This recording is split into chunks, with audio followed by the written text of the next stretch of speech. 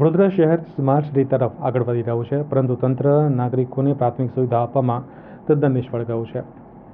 ત્યારે વડોદરા શહેરના નાગરિકો લગભગ એ પણ નથી જાણતા કે વડોદરાના મેયર કોણ છે, વડોદરા સ્થાયી સમિતિના ચેરમેન કોણ છે અને કોર્પોરેટર કોણ છે, જે ખૂબ જ શરમજનક બાબત છે। કારણ કે મેયર, ચેરમેન અને કોર્પોરેટર તેમના મત વિસ્તારમાં કોઈ કામ કરવા લગભગ જનતાના જતા નથી તેવા પ્રશ્નો ઉઠ્યા છે। વડોદરા શહેરના સ્થાયી સમિતિના ચેરમેન શીતલ મિસ્ત્રીના વોર્ડમાં ગંદકીથી ભરમાર છે।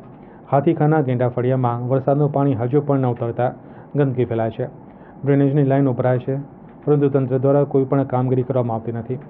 વારંવાર તંત્રને રજૂઆત કરવા છતાં કોઈ પણ કામગીરી કરવામાં આવતી નથી।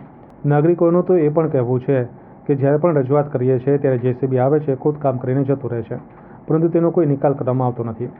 ઘરોઘરમાં ઝાડા ઉલટીના કેસ વધી ગયા છે, ત્યારે વરસાદ બંધ થઈ જાય તો પાલિકા દ્વારા કામગીરી શરૂ કરવી જોઈએ।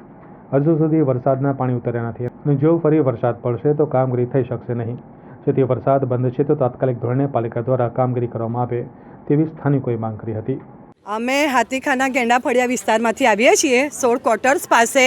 આજે 8 દિવસથી અમારા વિસ્તારમાં ડ્રેનેજ લાઈન એટલી ઉભરાઈ છે કે જેની કોઈ હદ નહીં। વિસ્તારમાં ઓલરેડી કોલેરા ફાટી નીકળ્યો છે, નાના છોકરાથી લઈને મોટા સુધી બધા બીમાર પડ્યા છે, ઝાડા વામિટોનું વાવર ફેલાયું છે અને તંત્ર ઊંઘતું ઝડપાયું છે।